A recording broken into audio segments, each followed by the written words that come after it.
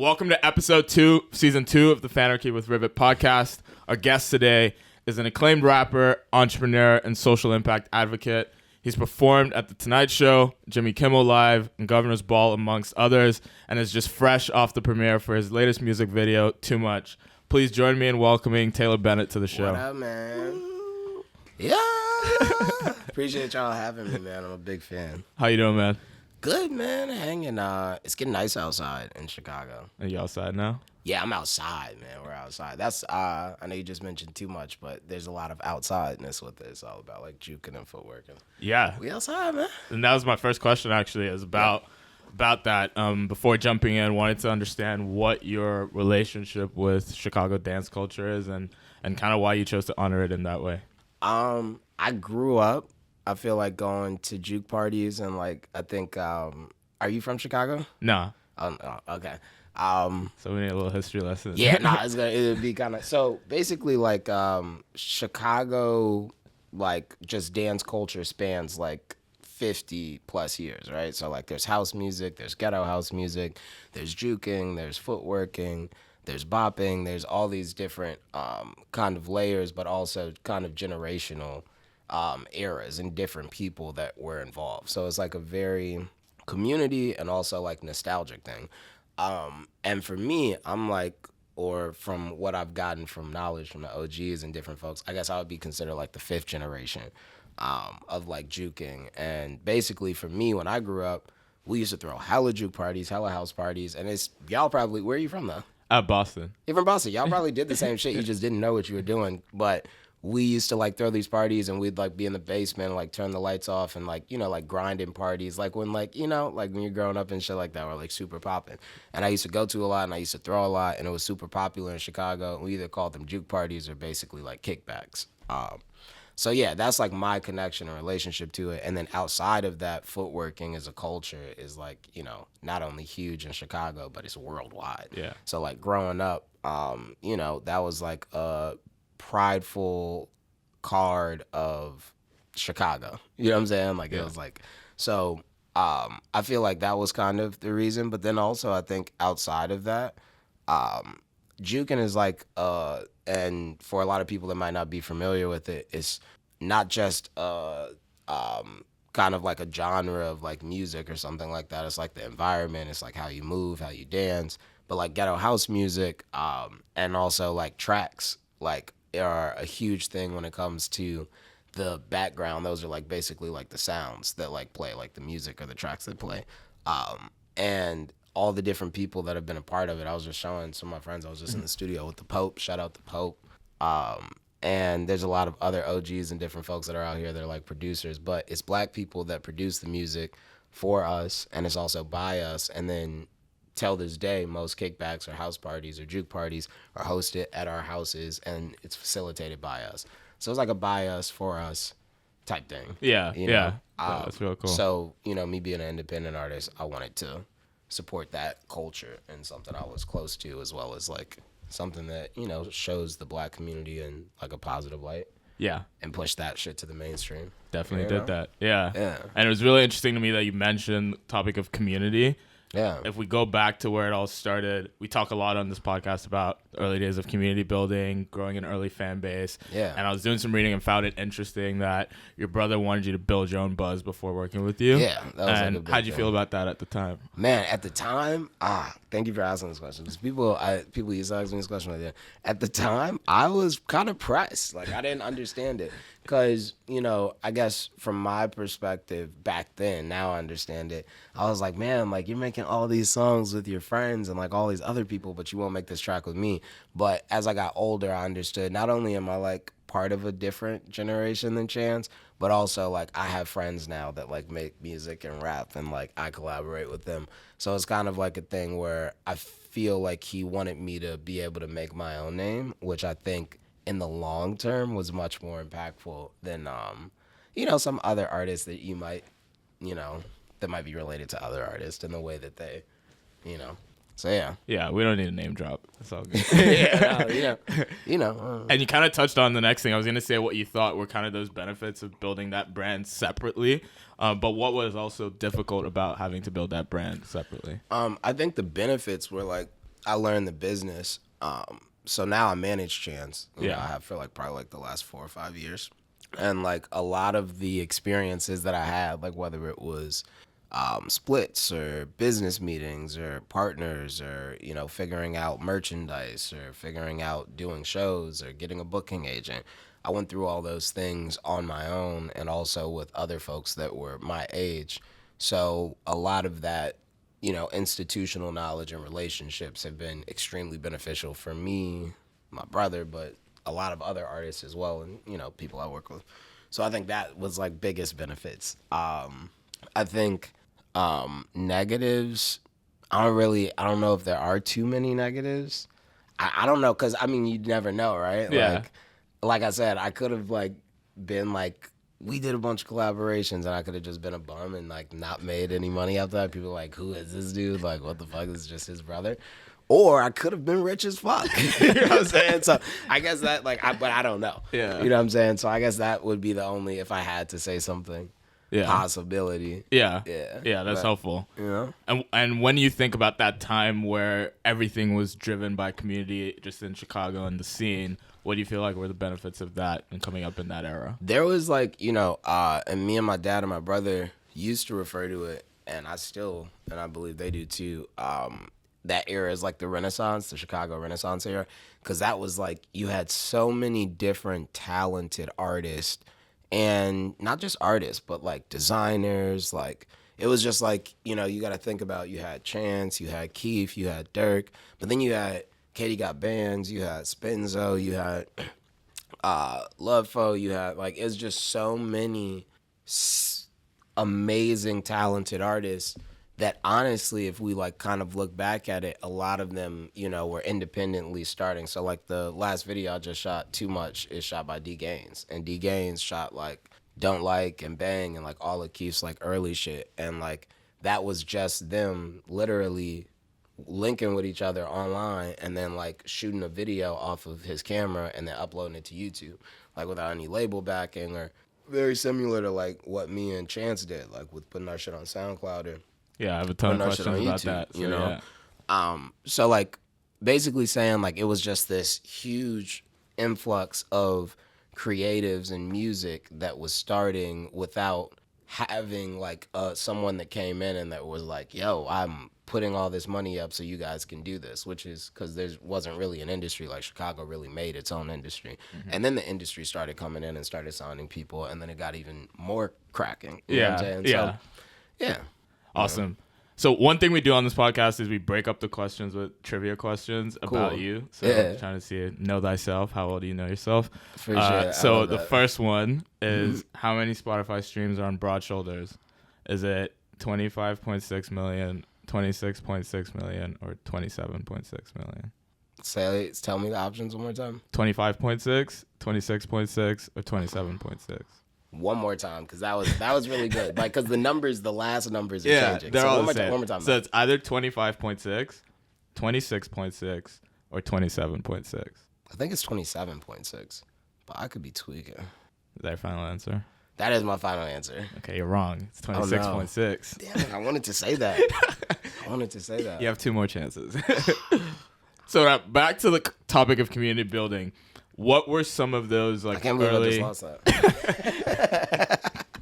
You can still guess 66.6%. So. What were some of the craziest things you did early to build up your community of supporters? I think like the biggest thing was like I remember when me and Chance like were first starting off, and Chance was like he put out 5 Day and then he put out 10 Day, and he was like getting serious about his music, and my dad had us come downstairs and we put together like a blueprint of how we were going to go through Chicago to these different selective enrollment high schools, and we all had computers because my dad was like, we're not about to spend all this money on, you know, at that time making CDs. Yeah. So he was like, we have these 3 laptops and we're just going to burn these CDs, and we were buying them from like Office Max, and Chance would like sign them. And then the idea was that we went to selective enrollment high schools, and we passed out the different flyers and the different CDs for his listening events and stuff like that. So I think that, and then also like, you know, putting up posters and things like that, like to support like the Lincoln Hall shows and like stuff like that. were huge because kids were like taking those posters down, and then like Chance used to do these Twitter campaigns, like because Twitter was like super popping back then, Yeah. where he would say which school or which high school should I go to? Should I be going to King? Should I be going to Kenwood? Should I be going to Lincoln Park or Lang Tech? And then all the kids would vote on it, and then it would be a conversation that day. And then by the time he got there, it's like, Yeah. That's very smart. cool. So yeah, just I would say those like kind of tactics early on were like very big. Yeah, that's Yeah. helpful. And I know this business, this career, there's always ups and downs, but was there any moment where you thought to yourself, okay, this is it, and things started to move in the right direction for you? Like when it clicked. Yeah. What's funny is like I think like in life there's like multiple clicks.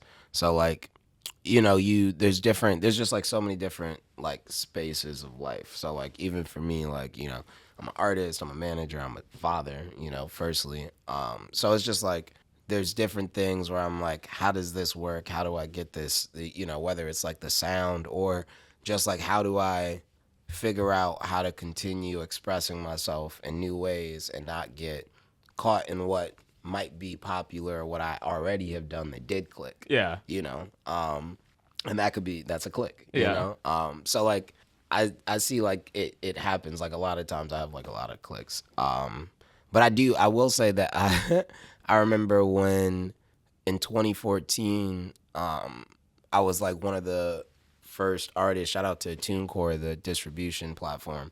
But I was like one of the first artists, especially from Chicago, to like distribute my project in 2014, Broad Shoulders, independently, and like actually reach out to different DSPs like way back when, and like ask these guys like, hey, like like is there any way that you could support this project? And that was like when playlisting was like brand new, and like they like put it in all these different places and spaces, and like really helped put me on, because before that I just was doing like millions of views on SoundCloud and YouTube. But they were like, okay, if you're gonna move, so that was, I think, yeah, that'll have to be. That was that. Yeah. Yeah. Now that there's, and you mentioned SoundCloud, so it's a whole era on its own. And now that there's so many different ways, to engage like with your community. Yeah. What types of things you wish you knew about your community, and what would you want to use that to do? And when you say community, like now it's like your supporters. Yeah. I mean, there's so many different interesting ways to connect with people, but I've found that like as an artist, probably the best way to connect with people is through music, because like as technology changes, people digest music differently. So like before there was TikTok and like reels, and like people were like looking at music differently, and before there were like social media blogs, people were on, I won't say names, but on the internet, they were going to actual blogs and reading. And before that, we know they were buying magazines, and like they were. So as technology grows, the way that people digest music is different. So for me, I feel like it's always important to put my music out, make sure that it's as good as it can possibly be, and also try to get it in front of different people. So like whether that be like sync opportunities or shows or remixes or collaborations on Instagram, like all of those different ways I've noticed like bring in something. So like to kind of answer that question, or basically sum it up, it's like I really try to use as many avenues as I can, like through as many platforms as I can, to reach different people. And I always continue to stay strong and keep a presence on like my social media to engage with my fans. How has that changed from like early like 2014 SoundCloud era to now? What do you do differently? I think like back then for sure, and I think I don't want to say a lot of artists do this. Let me just speak on myself.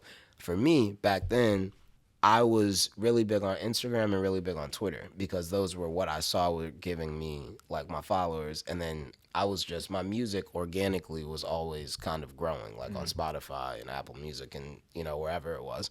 So it was like a thing where I started to, like back then I used to just really, I think, try to connect with my fans through, like I said, like Instagram and just Twitter.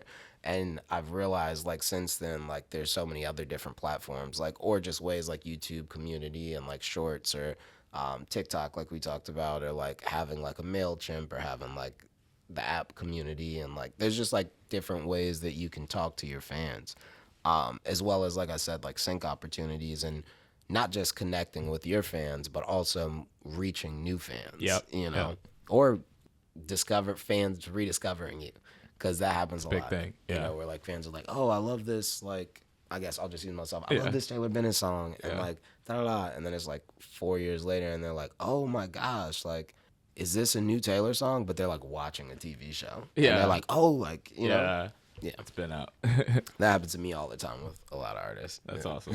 That's awesome. And now that you think about the future for creators and communities and some of these tech tools that you said you're interested in or you find interesting, what do you think the future of community building and just engagement looks like going forward?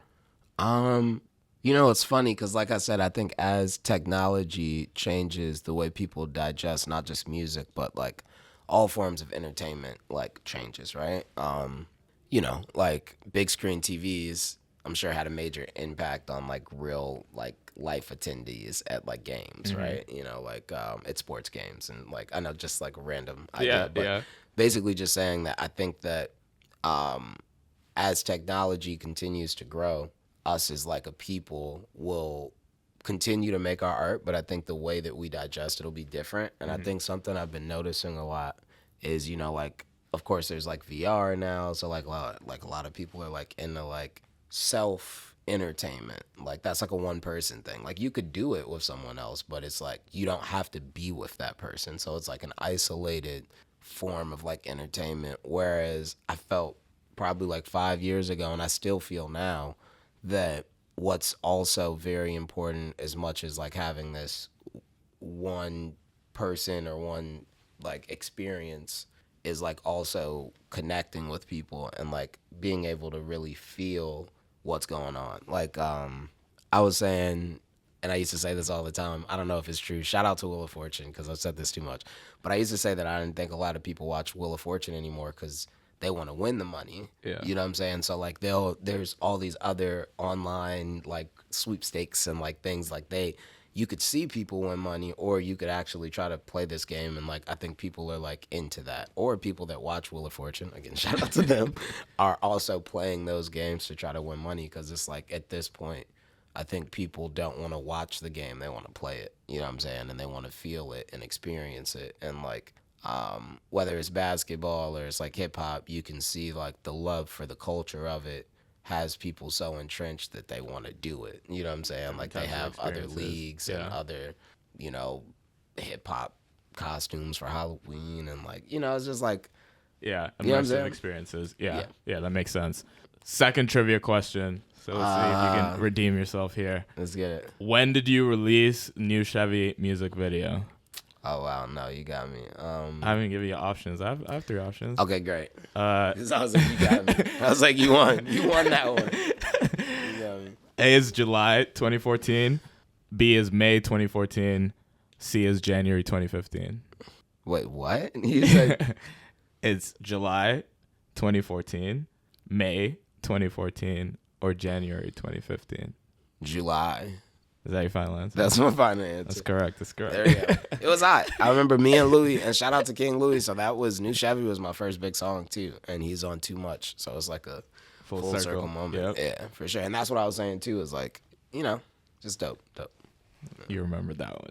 See, I didn't win. I just remembered it was hot outside. I was like, there's no way it was January.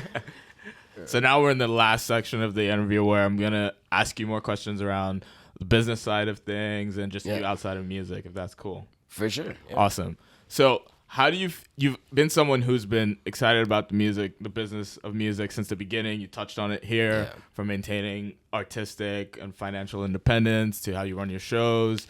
You mentioned the meetings you're in, mechanics of royalties, masters, publishing, just generally being hands-on with everything. How did you become like that? Yeah. And what do you think influenced you to be different, especially when that was a lot less common then, maybe even now?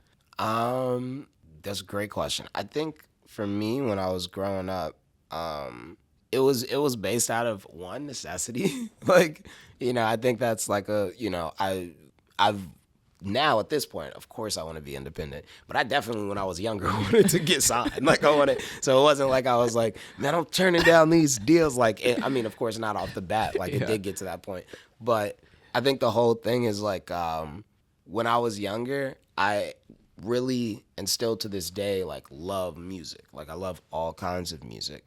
And I also love the business of connecting musicians and different people, and also challenging different musicians to like, as well as myself, because I think like a big part of it, and I'm like a lot more at this point, like I understand it more, but I think a big part of it is, being independent, you have the creative control. So like I said, and I was talking to somebody else about this because she's doing a documentary. Shout out to Dr. Battles. She's doing a footworking documentary. But she was telling me about how, for all these different plans or projects that she has to get together with the videographer. She has to figure out the budget. She has to figure out, like the design, the setup, like just all these different things. And then even afterwards, then she has to distribute it and do. And I was saying like it's crazy because as an artist, when I was younger, I didn't even realize that I was doing my own distribution. Like I was doing, even before it was technically like going through TuneCore, United Masters, Ditto, whoever it is, just putting it on YouTube and putting it on SoundCloud was like distribution. Or I didn't really realize like the importance of like me finding a videographer or somebody that I knew that was a friend of mine or close to me that had the ability to shoot a video, and me seeking that talent out and being like, yo, like, can you shoot this video? And back in that day, a lot of those things were like people's first videos. Like New Chevy was shot by my best friend, Thelonious Stokes. And I got a lot of other videos that have been shot by like other friends of mine when I was like on the come up. Like a lot of my videos were shot by Thelo like early on. So it was like a thing where, again, it wasn't so much of me being like, I have all these options and all these things that I could do. It was more of me being like literally making the best out of what I had, and always trying to bring a quality to my music that, I felt like was at a higher level than what I really had.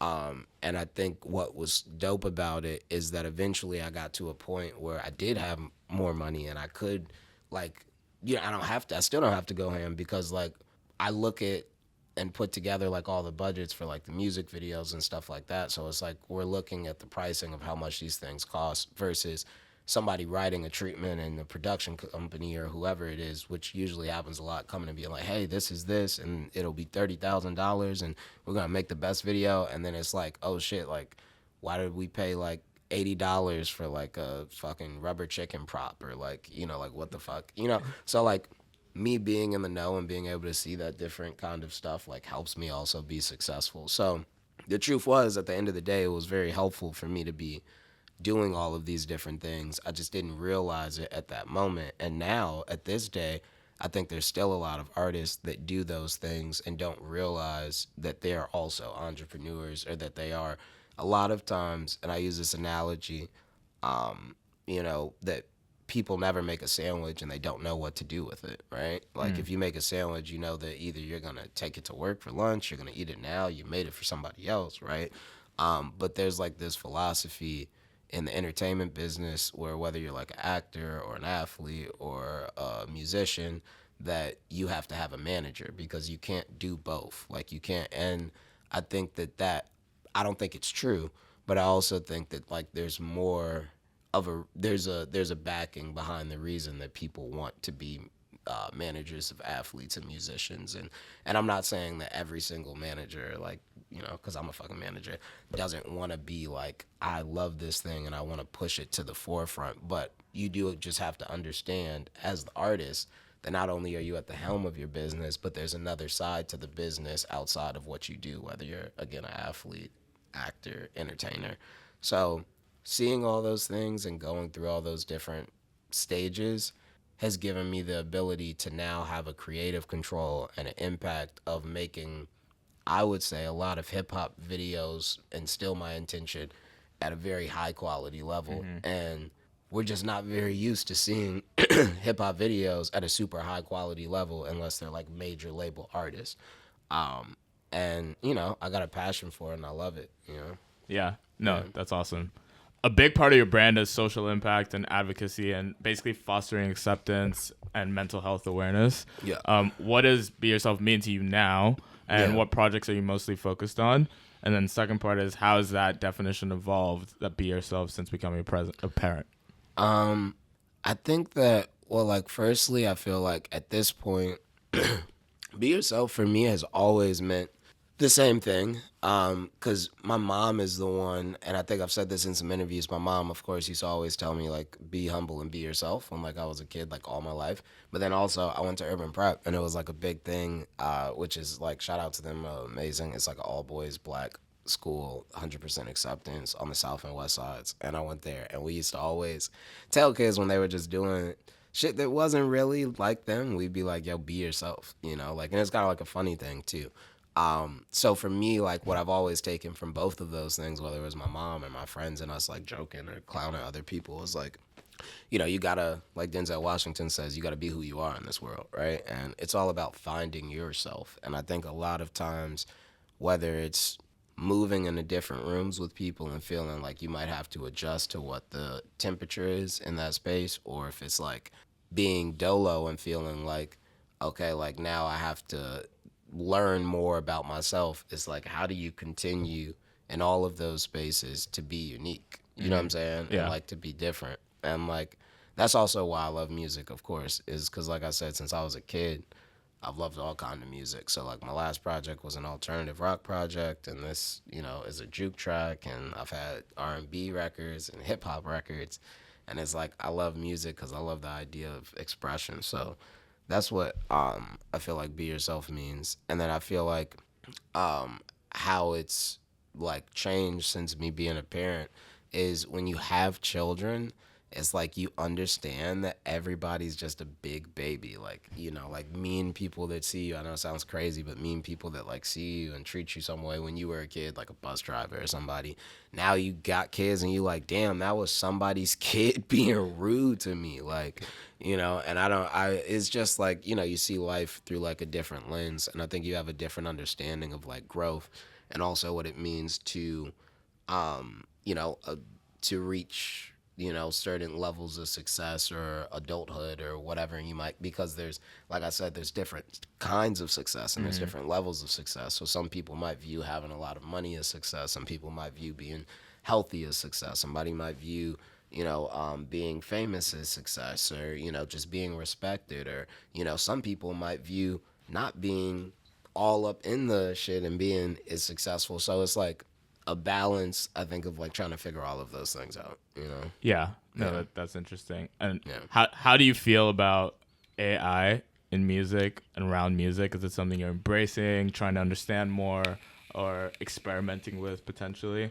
How do you feel about just a lot of the conversations and just its presence within music and around music? I don't know. Like, I feel like that's what like most people are saying. It's like, I don't know.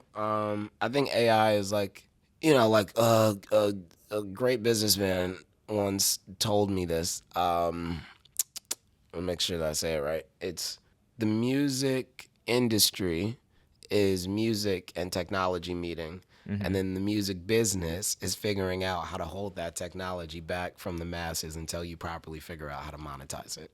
Right? So like there's a lot of different things out in different places, or not out, but like that are developed and that they're working on that we just don't know about, right? Yeah. So like for me, I feel like AI is one of those things that we don't know too much about, and I think that it's always great to study and like to look into it. But I do think that there is like a level of, it's funny, like if you look back at it like this, because you've seen like the conversations where there's like a lot of artists that are upset about AI, like records, or even before there was like a thing that happened, some label, they put out like some, it was like an AI cartoon or something, rapper, and he was like, and like they took him down because like he was like, I think tweaking. Yeah, like, and there's backlash. Yeah. yeah, so like, remember, I think the thing is that jobs are still important. Like, we act like as artists and rappers that like we don't have a job, but like this is my fucking job, right? And it's like, if someone has the ability to replace me that's not a physical being, then it scares me. But that's the same situation that we've had across not just small businesses, but major factories that have replaced people for generations. You get what I'm saying? Yeah. With machinery. Yeah. You get what I'm saying? So it's like a thing where I think that it should be studied, but I think that there has to be limitations to it in some standard, at least as it relates to physical or like human beings, like, and their whatever we associate ourselves with is like entities or titles in this world. So like you shouldn't be able to just be like, man, AI, I want you to sound like Drake right now, and then like be able to make a whole video of his face and him saying something and doing something that he hasn't done, like in such a vivid way that it could be misleading to other people like us. You get what I'm saying?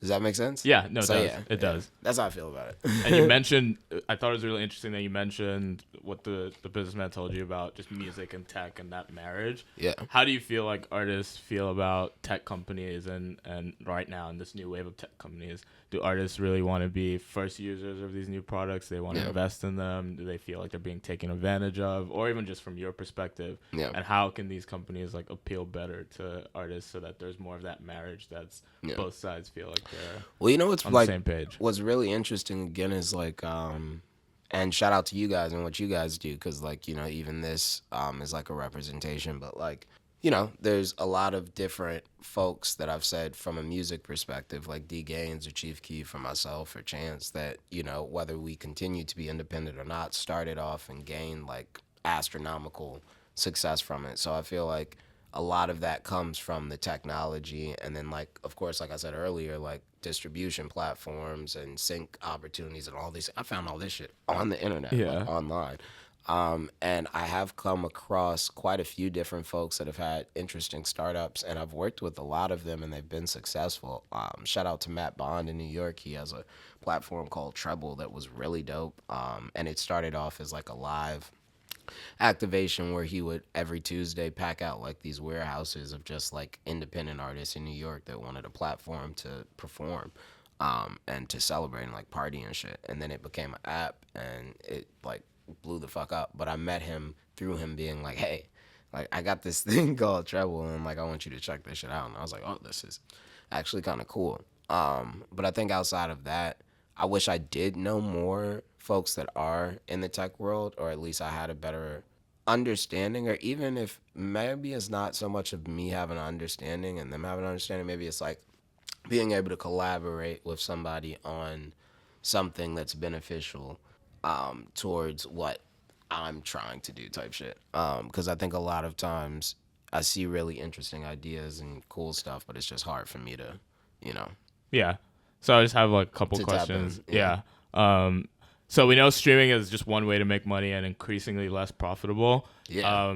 You said increasingly less profitable. I think it's getting better. They just said they're going to pay people more. So let's hope for that. Yeah. Right. Let's hope for that. And given your unique understanding of just the business side of music, what are some ways you've thought about diversifying your like revenue streams beyond streaming, and how can artists use tech to empower themselves and do the same? Yeah, I think like I'll say like firstly, like for just IRL, like, you know, the understanding of the fact that there's like different departments, right? So like understand the departments of your business. There's, you know, the touring side, so like live shows and performances, which a lot of artists will tell you make them the most money. But then there's also merchandise, which is like a huge piece of live touring and also performances, and a lot of times can make up, if not more money, a lot of times than the actual shows themselves. And then also you have the publishing side, the sync side, the licensing side. So, you know, being able to get show placements and commercial placements and jingles like Coca-Cola ads and things like that can change an artist's whole career.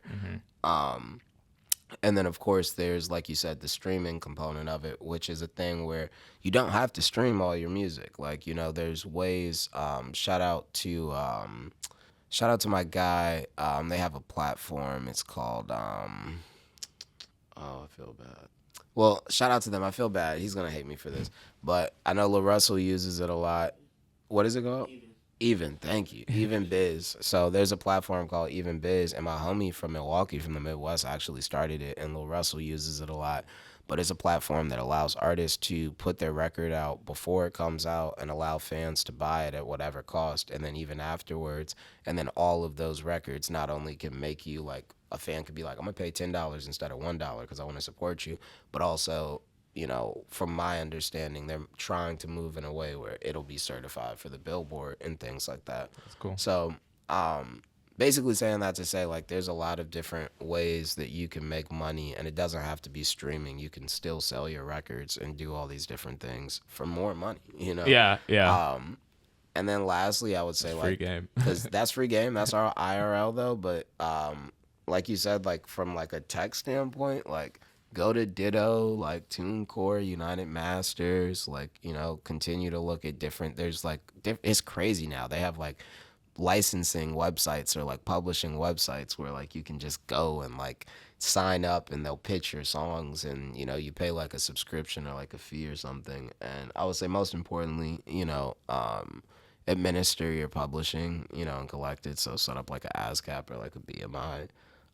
So they can administer your publishing, they can bring in your money and your royalties from like that's radio placements and the jingles and the commercials, things I talked about, because there's an effect. So it's like you do things at IRL and then digitally you got to go get your money. Like that shit is always on a computer. Yeah.